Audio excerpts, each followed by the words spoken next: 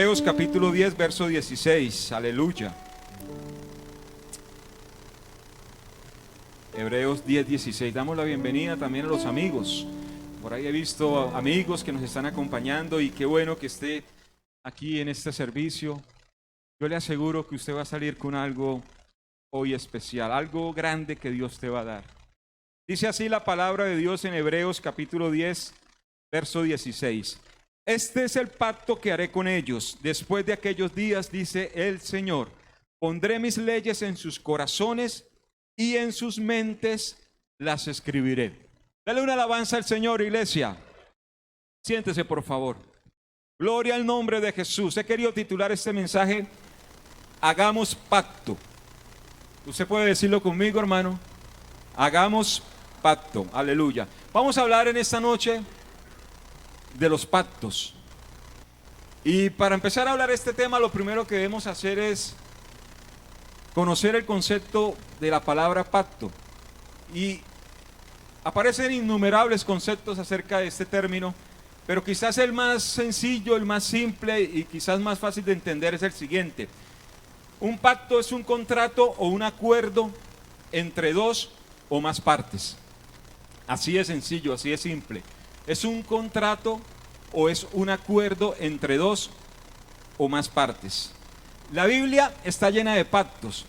Y yo entiendo que esta palabra pacto es un término que últimamente se ha venido tergiversando un poco. Está un poco machacado últimamente. El neopentecostalismo ha venido denigrando este término de una manera terrible. Y hoy en día en algunas iglesias, entre comillas cristianas, se habla mucho acerca de pactos.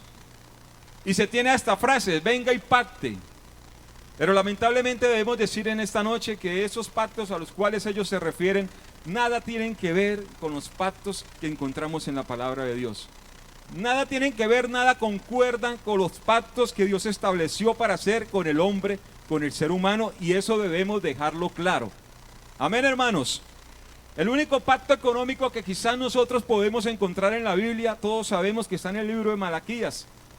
Cuando el Señor nos reta y nos invita a hacer un pacto con Él, diciéndonos que si somos fieles en nuestra economía, con nuestras ofrendas y con nuestros diezmos, pues Él siempre va a bendecir nuestros graneros, va a darnos la provisión y nunca nos va a faltar nada. Pero hasta ahí. El hombre ha querido poner arandelas y arandelas y arandelas que nada tienen que ver con este término de pacto, pacto espiritual, aleluya. Podemos decir en esta noche que los pactos se pueden dividir en dos. Están los pactos que tienen responsabilidad y los que no tienen responsabilidad. O sea, los pactos con condicionamiento o los pactos incondicionales. Amén, hermanos. Por ejemplo, el pacto de Noé es un pacto que no tiene responsabilidad. Porque Dios, cuando hace el pacto con Noé, Él se compromete a no volver a destruir al ser humano a través del agua o a través del diluvio. Independientemente de que el ser humano guarde su palabra, le sea fiel o viva en santidad. Independientemente de eso, Dios se comprometió a no volver a destruir a la raza humana a través de un diluvio. Entonces podemos decir que ese es un pacto sin responsabilidad o incondicional. Pero también encontramos otro tipo de pacto, el pacto de Moisés, que es un pacto que Dios establece no para la raza humana, sino para el pueblo de Israel como tal. Y en ese pacto el Señor se compromete a bendecir a ese pueblo. En este pacto el Señor se compromete a estar con ellos, a multiplicarles, a guardarle de sus enemigos, a hacerle un pueblo próspero, grande y fuerte, pero con condicionamiento. ¿Cuál era el condicionamiento de este pacto? Que el pueblo de Israel tenía que guardar los estatutos de Jehová, tenía que cumplirlos, tenía que velar por ellos, y en el momento en que el pueblo de Israel dejara alguno de esos estatutos, ese pacto se rompía. Entonces ahí podemos notar las dos clases de pactos que encontramos en la Biblia: pactos con condicionamiento y pactos incondicionales. ¿Para quiénes eran los pactos? Existieron pactos para una sola nación, como Israel. Es más, puedo decir en esta noche que muchos de los pactos que encontramos en la Biblia están dirigidos para ellos. Algunas personas se atreven a decir que los pactos bíblicos únicamente son para el pueblo de Israel, y no, no es así. Ciertamente la mayoría de ellos son para el pueblo de Israel, pero también hay pactos para toda la humanidad. Por ejemplo, el pacto de Abraham, el pacto de David y el pacto de Moisés, podemos decir en esta noche que fueron pactos dirigidos exclusivamente para la nación o para el país de Israel. Pero también encontramos otros pactos como el pacto del Edén, el pacto de Adán y el pacto de Noé, que no solamente fueron dirigidos para Israel, sino fueron dirigidos para toda la humanidad. Esto nos ayuda a entender que Dios pacta no solamente con su pueblo escogido, sino pacta con todo ser humano que se atreva a pactar con Él. En ese sentido, Dios no hace acepción de personas. Todos tenemos libertad para pactar con Dios en esta noche. Gloria al nombre de Jesús. Podemos decir que en la Biblia hay 7 grandes pactos que quizás son los más famosos, son los más conocidos, son los más representativos. Y es bueno y es bastante importante que en esta noche lo podamos por lo menos nombrar. Está el primer pacto, que es el pacto edénico, que podemos verlo en Génesis capítulo 2, verso 16. El segundo pacto es el pacto adánico, que está en Génesis 3:15. El tercero, el pacto noéico o pacto de Noé, que lo encontramos en Génesis 9:16. El cuarto, el pacto de Abraham, en Génesis 12, capítulo 2. El quinto, el pacto de Moisés, en Éxodo 19:5. El sexto, el pacto de David, en 2 Samuel capítulo 7, verso 16. Y por último, el gran pacto, el pacto más importante de todos, el que hoy en día nos está cobijando, el nuevo pacto, que lo podemos encontrar en el libro de Hebreos capítulo 8, verso 8, aleluya. Entonces esto podríamos decir que son los grandes pactos que encontramos en la Biblia, pero no son los únicos, no son los únicos. Y aquí entra el corazón de este mensaje, y yo le pido que esté muy atento, iglesia querida, hermano querido y amigo querido que ha venido a este lugar. La pregunta pertinente en este instante, en este momento, sería la siguiente: ¿cuándo necesito un pacto? Usted podrá pensar en esta noche, bueno, el hermano está hablando de los pactos, se está refiriendo a los pactos más importantes en la Biblia, pero ¿cuándo seré que yo como ser humano, como hijo de Dios o como amigo que apenas estoy conociendo a Cristo en este pleno siglo XXI, año 2019, en qué momento yo necesitaré un pacto con Dios? Y para responderle a esa pregunta yo le quiero hablar de un hombre bíblico. Este hombre era Jacob. La Biblia dice que este hombre tuvo que sufrir algunas circunstancias adversas. Tuvo que luchar y tuvo que tener ciertas tribulaciones. Todos conocemos la historia de Jacob, cómo con la ayuda de su mamá y con bastante astucia quiso adueñarse de su primogenitura, cómo en momentos dados, utilizando quizás estrategias o procesos no muy decentes, se adueñó de cosas que muy seguramente eran muy buenas, muy positivas para él. Y nosotros encontramos en el libro de Génesis capítulo 28 a un Jacob atribulado, a un Jacob angustiado, a un Jacob que estaba pasando por una situación difícil, terrible. La Biblia dice que prácticamente había una enemistad total en su familia a causa de esto, con su padre, con su hermano Esaú, quien en ese instante estaba tratando de hallarle para poder asesinarle, quitarle la vida, porque este se sentía defraudado, porque este se sentía traicionado, engañado. Y también, si observamos atentamente estos versículos de Génesis 28, encontramos que la misma situación de Jacob en ese momento no era fácil, la misma situación económica. Estaba en un momento de huida, de persecución.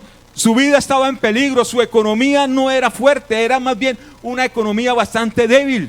Podíamos decir que estaba completamente quebrado económicamente. No tenía mujer, no tenía un hogar, no tenía una familia, y en ese momento ciertamente era bastante importante y de un estatus bastante prominente que un hombre estuviera rodeado de una familia. Estaba en la peor situación de todas las que podía estar Jacob. Tenía fama de usurpador, tenía fama de engañador, tenía fama de traicionero. Tenía un cartel de se busca por todos los alrededores de Canaán y estaba completamente solo. Una situación desesperante, una situación bastante terrible en la que muchos de nosotros en alguna vez de nuestra vida quizás nos hemos visto también sumergidos. En momentos de crisis, en momentos de enfermedad, en momentos de persecución, en momentos en los que quizás nos sentimos solos y abandonados. Bueno, así se estaba sintiendo Jacob. Y el versículo 20 del capítulo 28 de Génesis dice: e hizo Jacob voto diciendo: si fuere Dios conmigo y me guardare en este viaje en que voy, y me diere pan para comer y vestido para vestir, y si volviere en paz a casa de mi padre, Jehová será mi Dios, y esta piedra que he puesto por señal será casa de Dios, y de todo lo que me dieres, el diezmo apartaré para ti. Pero antes de que él hiciera este pacto que yo le acabo de leer, la Biblia dice que Jacob fue despedido por su padre, Isaac, quien finalmente aceptó y entendió que la voluntad de Dios era que su hijo Jacob, recibiera la bendición de la primogenitura. Y después de que lo bendice, Isaac le dice a Jacob: ve por favor donde tu tío y busca de allí, de la casa, de la parentela de tu tío, busca una mujer para ti. No vayas a buscar una mujer aquí de Canaán, ve allá a buscar una mujer de tu familia, de tu pueblo. Y él sale en ese viaje, en esa búsqueda de ese propósito, y la Biblia dice que estaba atribulado, y en medio del camino la noche lo alcanza y tiene que acostarse a dormir ahí en el monte.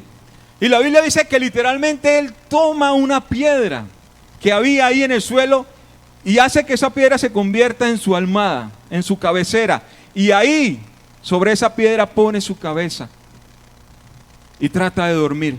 Cuando está durmiendo, la Biblia dice que él tiene un sueño, una especie de visión donde empieza a ver una escalera que sale del cielo y llega a la tierra, y ángeles que suben y bajan por ella.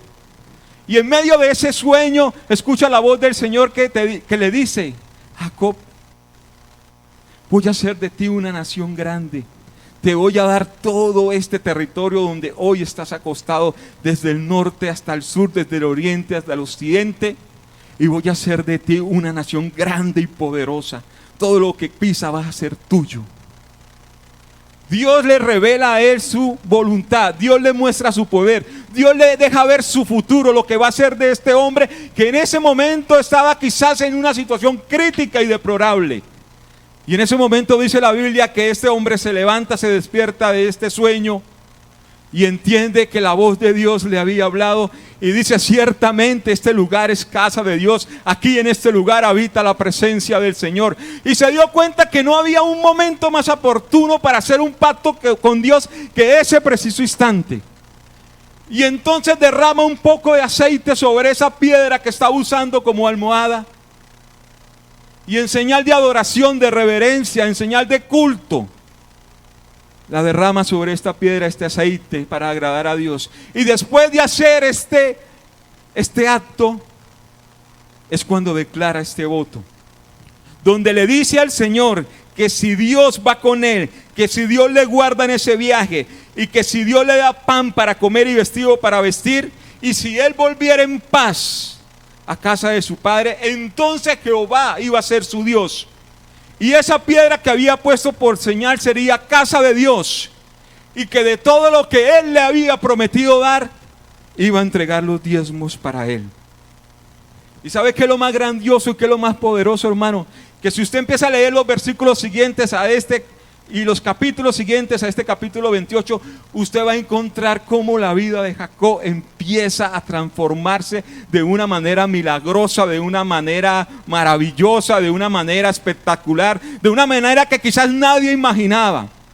En los capítulos siguientes usted va a empezar a notar cómo Jacob empieza a ser prosperado económicamente, cómo Jacob empieza a ser bendecido, cómo Jacob empieza a recibir la bendición de Dios, cómo el Señor le permite tener una esposa, tener una familia, cómo el Señor le permite hacer las paces con su hermano Esaú, que le estaba buscando para asesinarle, para acabar con su vida, y cómo Dios lo pone en alto y lo prospera.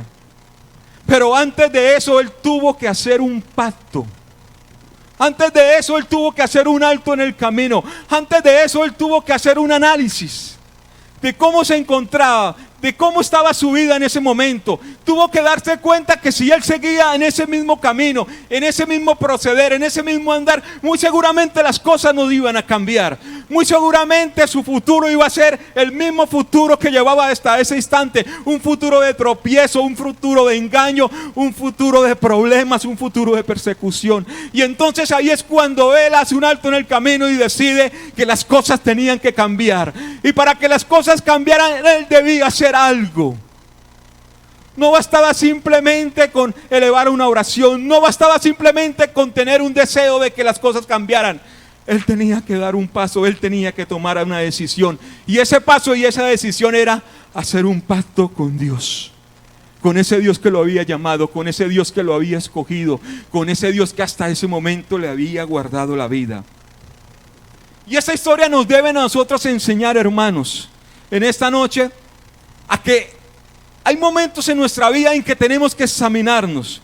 Hay momentos en nuestra vida en que tenemos que mirarnos hacia adentro. Hay momentos en nuestra vida en que tenemos que analizar qué hemos alcanzado, qué nos falta por alcanzar, o que quizás qué cosa hemos perdido, qué cosas quizás no hemos podido lograr, qué cosas quizás en nuestra vida están funcionando mal, qué cosas quizás en nuestra vida no están andando como debieran andar. ¿Qué cosas usted necesita obtener de parte de Dios? Pero para que eso pase, para que eso suceda, usted tiene que hacer un pacto en esta noche con el Señor. Usted tiene que levantar un altar en esta noche, un altar espiritual, y sobre ese altar usted tiene que derramar oración, adoración. Usted tiene que hacer un sacrificio de honra y de gloria a Dios. Y después de hacer este sacrificio, usted tiene que elevar una petición al Señor. Algo que usted quiera que Dios haga en su vida, algo que usted desee que el Señor responda a usted, algo que usted anhele, algo que usted desee con todo su corazón y que quizás hasta este instante no ha llegado. Los pactos se dividen en tres grandes partes, hermanos. ¿Cómo se podría hacer un pacto? La primera de ellas es reconocimiento, la segunda petición y la tercera compromiso. No puede haber un pacto verdadero si solamente lo que tenemos para ofrecer es una petición. O no puede funcionar un pacto si ese pacto no va antes con un altar de reconocimiento y de adoración. Jacob, antes de elevar su oración, antes de elevar su petición a Dios, dice la Biblia que él derramó aceite sobre la piedra que estaba usando de almohada. Él levantó un altar. Él primero se acercó a Dios en adoración, en alabanza. Él primero quiso glorificar al Señor. Primero quiso reconocerlo a Él. Primero quiso decirle que Él era el único Dios verdadero y que Él no iba a tener otro Dios que Jehová de los ejércitos. Aleluya. Después de pasar esta parte del reconocimiento, Él elevó una petición, que fue la que acabamos de leer, donde le pedía al Señor que lo guardara, donde le pedía al Señor que lo protegiera, donde le pedía al Señor que lo bendijera de una manera especial. Y por último, él se comprometió con algo. Se comprometió con hacer casa de Israel ahí en ese lugar, y se comprometió con serle a Dios fiel en toda su economía a través de los diezmos. Completó las tres fases del pacto, hermano. Y en esta noche, si usted quiere tener un pacto verdadero con Dios, tiene que hacer lo mismo. Tiene que venir a este altar en adoración, glorificando a Dios, reconociéndolo que no hay otro Dios como Él, que Él es el más importante en nuestra vida y que por Él es que subsistimos. E inmediatamente podemos pedirle al Señor esa petición que tanto tenemos en nuestro corazón, que tanto anhelamos, que tanto deseamos. Y después de que hemos expresado nuestra petición, podemos comprometernos con Él en algo. Yo no puedo decirle a usted que venga a pedir acá. Eso solamente lo sabe usted en su intimidad, en su relación personal con Dios. Eso solamente lo puede conocer a usted.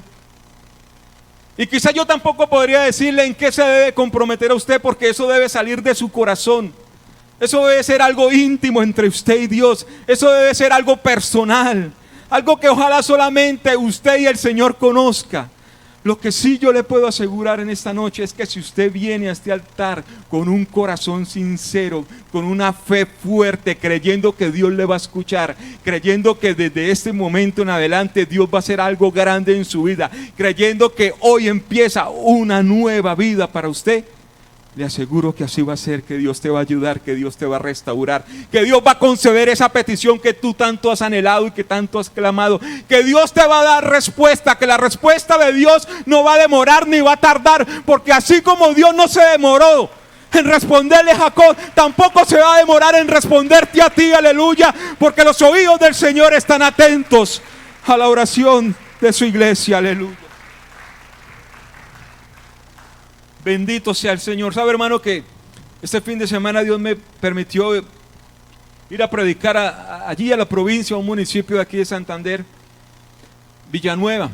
Y estando allí, lo primero que observé cuando llegué es que había un templo muy hermoso, bastante hermoso y grande, y una casa pastoral también muy bonita.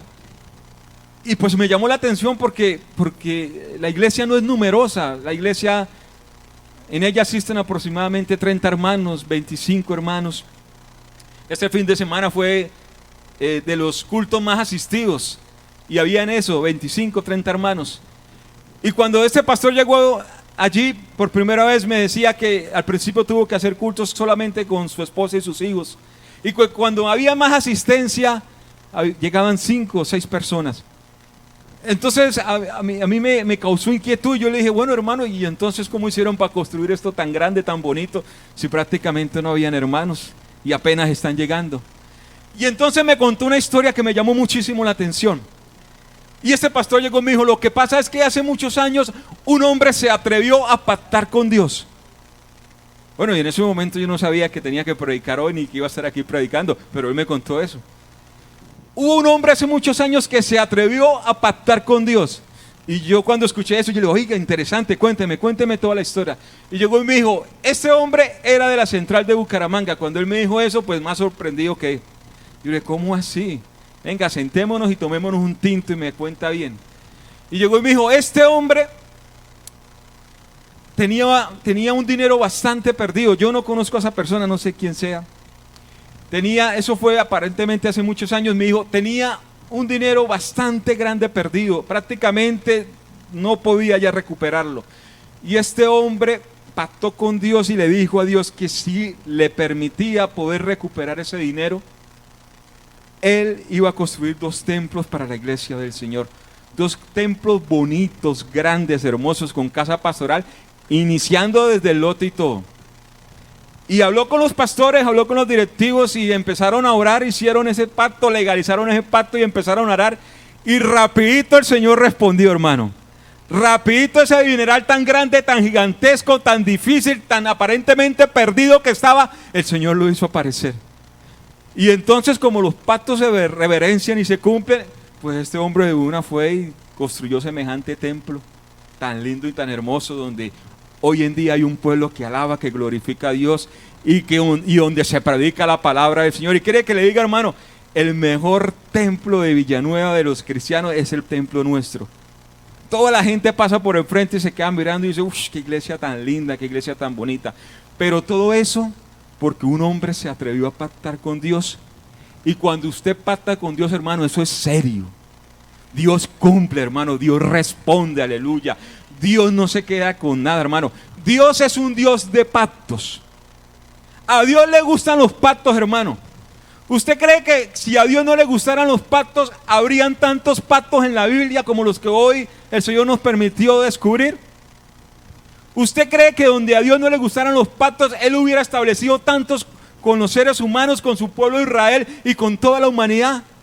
A Dios le encantan los pactos, pero sobre todo le encantan cuando nosotros cumplimos nuestra parte. Porque Él siempre va a cumplir, hermano.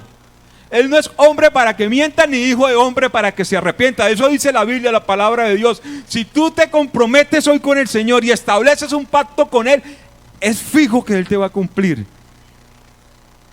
La tarea nuestra es que nosotros también cumplamos. La tarea nuestra es que nosotros reverenciemos eso que vamos a hacer con el Señor. Yo le invito para que se coloque en pie, por favor. Y yo quiero invitar a alguien quien esta noche haya creído esta palabra, a alguien que esté necesitando un milagro del Señor, a alguien que esté necesitando una respuesta de Dios. Cuando uno establece un pacto con Dios, no necesariamente tiene que ser para algo espiritual. Gloria a Dios si es algo espiritual. Quizás son los pactos más importantes, pero también hay pactos materiales. También hay pactos anímicos. También hay pacto familiar que podemos venir a establecer aquí en este altar, hermano. Y yo le invito en el nombre del Señor para que usted venga en este altar. Solamente usted sabe qué va a venir a decirle al Señor. Solamente usted sabe cuál es su petición y cuál es su necesidad. Solamente usted sabe qué es lo que está necesitando. Lo que yo sí le puedo garantizar en esta noche es que el Señor está aquí y te va a oír, te va a escuchar. Él va a estar atento a lo que tú le vas a hablar en este mismo instante. Y quiere que le dé una mejor noticia aún. Él va a estar dispuesto a responderte pronto, más pronto de lo que te imaginas, más rápido de lo que tú aún esperas. Porque la respuesta de Dios no se demora, hermano, para sus hijos. La respuesta de Dios es inmediata, aleluya. Si tú lo crees, si tú puedes creerlo en tu corazón, Él va a responderlo. Y si hay un amigo aquí en esta noche, yo también lo invito para que venga. Los amigos también pueden pactar en esta noche con Él. ¿Sabe? Yo hace 20 años hice el mejor pacto de mi vida. Pacté con el Señor entregarle mi vida a Él por todos los días que Él me diera. Y quiere que le diga, ha sido el mejor pacto de todos. Ha sido lo más bello y lo más maravilloso. Qué bueno por los amigos que han venido. Y si hay un enfermo, alguien puede venir a pactar por Dios para que Él le sane. Y quiere que le diga algo. Ese pacto Dios lo puede cumplir en esta misma noche, sanándole, aleluya, restaurándole, permitiendo que usted recupere la salud. Porque la voluntad de Dios no es que usted esté enfermo. La voluntad de Dios es que usted esté sano y vea la gloria de Dios, aleluya. Porque el poder del Señor no se ha cortado, sino que hoy más que nunca está vigente, derramándose y manifestándose en medio de su iglesia. Solamente Él necesita un pueblo que crea. Solamente necesita un pueblo que se decida a hacer algo, a hacer un alto en el camino, a levantarse, a decir: estoy cansado de esta situación, estoy cansado de que no pase nada, estoy cansado de esperar y que la respuesta no llegue. Yo me voy a levantar a pactar con el Señor, aleluya. Un pacto espiritual que suba hasta la presencia de Dios, que traspase los cielos y que toque el corazón del Señor, aleluya. Hermano que está en este altar, recuerde: primero reconocimiento, primero alabanza, primero gloria a Dios. Que se escuche ese clamor, que se escuche esa adoración, que se escuche ese reconocimiento que usted le hace al Señor, aleluya. Inmediatamente después de reconocerlo, es el momento preciso para que le pidas, para que le clames por eso que tú deseas, por eso que tú anhelas, por eso que tú tanto esperas, aleluya. Y después de haberle expresado tu petición, haz un compromiso con Él, aleluya. No sé cómo te vas a comprometer. Yo te puedo dar ideas en esta noche. Puedes decirle al Señor que te vas a guardar para Él, que vas a vivir en santidad, que vas a darle todo tu tiempo a Él, que tu vida va a ser para su servicio, que lo vas a honrar con todos tus bienes, que te vas a glorificar durante todos tus días. Hay muchas formas en las que te puedes comprometer con Él. Iglesia del Señor, levante sus manos. Allí donde está, también el Señor te oye, también el Señor te escucha. Haga una oración en esta noche, una oración de fe, una oración de poder, una oración que Dios escuche. Bendito Señor Jesús, gracias. Tu palabra ha sido predicada, Señor, tu mensaje ha sido entregado. Yo también necesito un pacto contigo, Señor. Oh, yo te pido, Señor, que tú oigas a cada hermano, a cada amigo que está aquí en este altar, el que está allí en la banca, Señor, óyelo. Glorifícate, Señor. Tú eres un Dios de pacto, que cumples tu palabra, que respondes a las necesidades de tu pueblo, que no deja que su respuesta se espere, sino que actúas de inmediato, Señor, porque para ti no hay nada imposible. Glorifícate, Señor Jesús. Glorifícate, Padre Celestial. En tu nombre, Jesús.